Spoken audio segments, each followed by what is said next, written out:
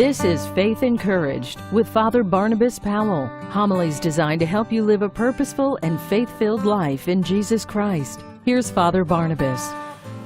A recent study came out and said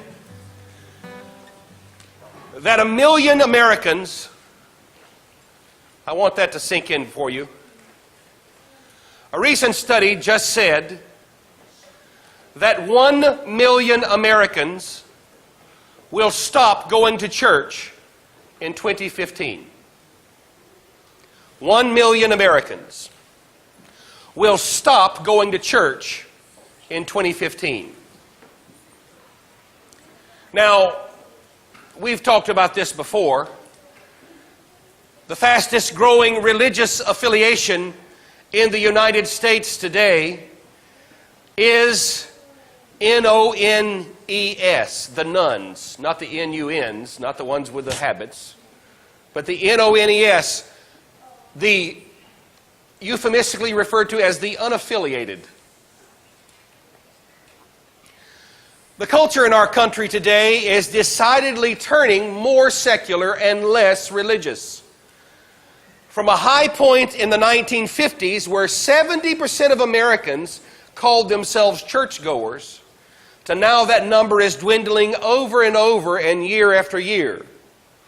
And to be fair, Christian denominations all over the country are running, screaming into the night, wondering what's going on. What's the reason for this? Why are people stop going to church?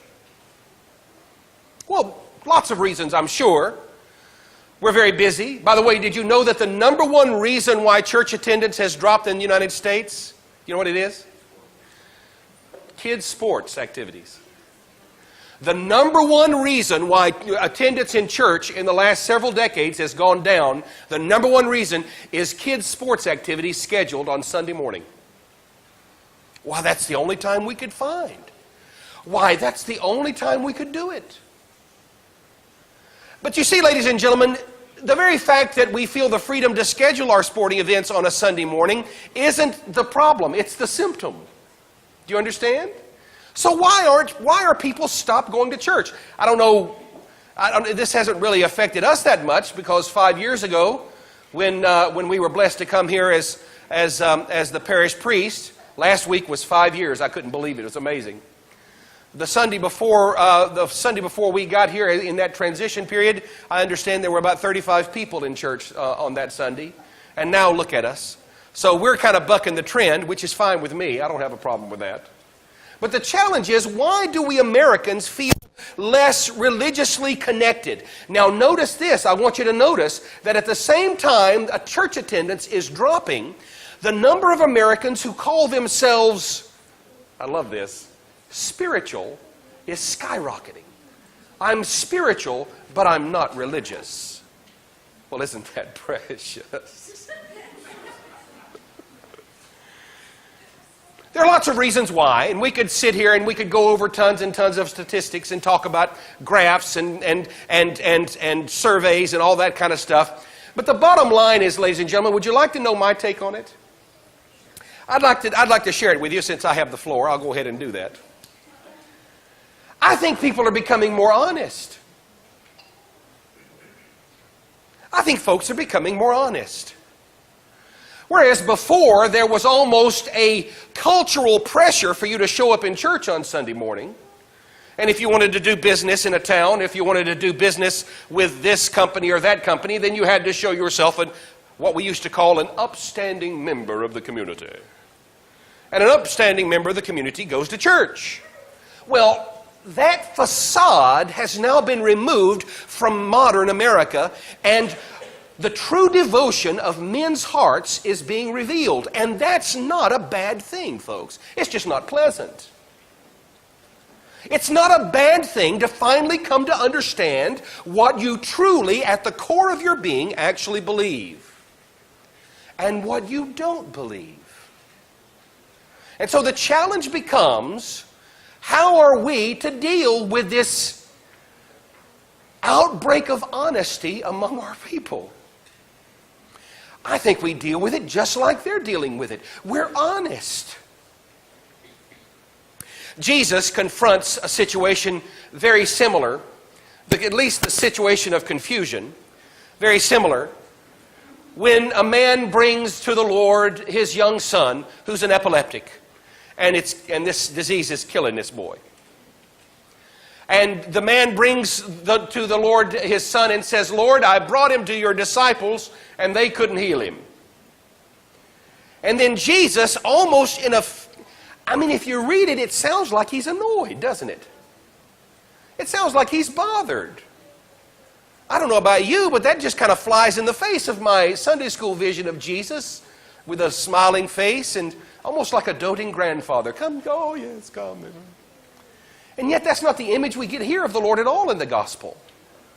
We see Jesus say to them, how long am I going to put up with you folks? Bring the boy to me.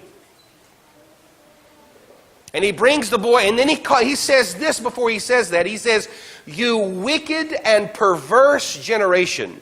You see, ladies and gentlemen, Jesus dealt with the lack of faith, the smallness of faith, with honesty. Now, that honesty wasn't pleasant. It wasn't even, you might even call it impolite. But it was what was necessary to break through the facade of the people around them thinking that they didn't need anything more. They didn't need to progress any further. They didn't need to grow in their faith. They didn't need to develop their faith. They didn't need to be honest about their own need to become more mature in their faith. And so because of that blindness, Jesus, in his love for his hearers, speaks very plainly to them in the hopes that the honesty coming from the Son of God would rouse the souls of the people around them to wake up to the reality of their situation. Well, of course, Jesus heals the boy. And then the disciples pulled Jesus off to the side quietly and said, Lord, why couldn't we do this? And Jesus again answers his disciples honestly, because of your little faith. Because of your little faith. You see, ladies and gentlemen, there is a consequence to little faith. The consequence to little faith is mediocrity. Katalavete. The consequence to little faith is mediocrity and a commitment to mediocrity and an exaltation of mediocrity to a virtue, because anything beyond mediocrity disturbs my carefully coiffured existence. A commitment to mediocrity allows me to sit quietly in my own little world and in the great sin of the modern age of gross individualism, saying me and Jesus got our own thing going. The sin of mediocrity allows me to be undisturbed in my smallness, to be undisturbed in my spiritual illness. The sickness of mediocrity, the little faith, that is maintenance by please don't say unpleasant things to me. Please don't tell me unpleasant truths. Please don't disturb my equilibrium with hard facts. The sickness of small faith, the sin of mediocrity allows me to slowly slip to my death, asleep to my need. And so Jesus Christ, the lover of humanity, speaks plainly to his hearers about the dangers of little faith, and then he goes further. Not only did he disturb me with honesty and clarity, he then says, your faith is so little it doesn't even equal the grain of a mustard seed. Do you know what you ever seen a mustard seed? Years ago when I was a boy, we had this fad in the evangelical Protestant world that I was growing up in, where we had this little necklace or even a little ring that had a little mustard seed in a piece of glass that you could look at it. And they had to magnify, the glass had to be a magnifier so you could actually see the mustard seed, because the mustard seed is not even as big as the tip of your itty bitty pinky. It's just not big. So Lord, if we understand you correctly, what you've just told us is, Our little faith is the reason why we couldn't cast this out. We needed prayer and fasting. We needed to be actively involved in developing our spiritual life so that we could cast this out. And you're telling me our little faith is the problem, and our faith is even smaller than a grain of mustard seed? And then Jesus goes on to say, but if you had that kind of faith, as the grain of a mustard seed, you could say to a mountain, move. That's why I always get tickled when people start getting worried and nervous about, what are we going to do in the church? What are we going to do in the church? What are we just going to, we need to do, what are we going to do? And they get all upset and worked up and get nervous. How are we going to pay our bills? I said, well, folks, I always tell people, folks, we never have a money problem in church. Do you understand that? There's no such thing as a money problem in church. Did you know that the Greek Orthodox community, the Greek American community in the United States, is the second wealthiest community in the United States? We do not have a money problem. We have a mustard seed problem. We have a problem of men and women prioritizing their faith more than their own comfort. That's the problem we have. We have a problem of men and women failing to be awakened by the truth to the reality of what's most valuable. And brothers and sisters, beyond any shadow of a doubt, you're never going to do anything this week more important than you're doing right now. Not a thing. Feeding your soul, which is going to last forever, rather than pampering your body, which is going to go into a hole, makes more sense than wasting your time prioritizing your life with backward priorities. And so the faith offers us the invitation to be stirred from the slumber of the sin of small faith and mediocrity, to wake up to our true need. To understand that it is through prayer and fasting that we will progress in our spiritual lives. Because through an active participation in our faith, not allowing our faith to be nothing more than some decoration to our life, but actually become the center of our existence. It's the reason why the Orthodox faith has survived 20 centuries in the face of horrible persecution and terrible times. Because there were some men and women who said, orthodoxy or death. Did you know that used to be an old saying? Orthodoxy or death. With that kind of focus, that kind of commitment, there's no mountain of a difficulty bigger than what you're going to be able to overcome with a mustard seed of faith. That's the potency of a purposeful orthodoxy. You're going to say to that mountain of fear, go away. You're going to say to that mountain of doubt, go away. You're going to say to that mountain of worry, go away. You're going to say to that mountain of problems, I look at the greatest creator of the universe, not at my circumstances. Our parish is going to do the same thing. We are not going to focus on our weaknesses. We're going to focus on the Lord who is our strength. And we're going to accomplish all that God has called us to do in this place. It is going to happen if I have to hair lip every cow in Texas.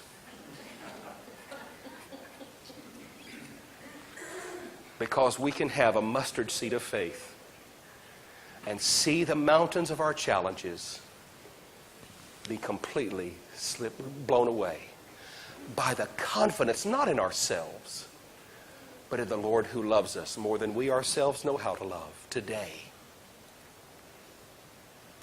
Is little faith keeping you locked away in mediocrity? Is a purposeful practice of your Orthodox faith seemingly too inconvenient? Or the fasting seasons seem to be too much? Are the feasting seasons coming on you, not even recognize it? By the way, you know next week we have a beautiful feast of the precious Dormition of the Theotokos. Is your faith active? If it is, we're going to buck the trend of folks not attending worship, because we're going to be a group of people who are awake to the most important thing in our life, and that is to have a mustard seed of faith so that the mountains of our difficulties are no match for our love for God. May God grant that to me and to you today. In the name of the Father, Son, and Holy Spirit. Amen. Father Barnabas is the priest at the Saints Raphael, Nicholas, and Irene Greek Orthodox Church in Cumming, Georgia. Find out more at faithencouraged.org. That's faithencouraged.org.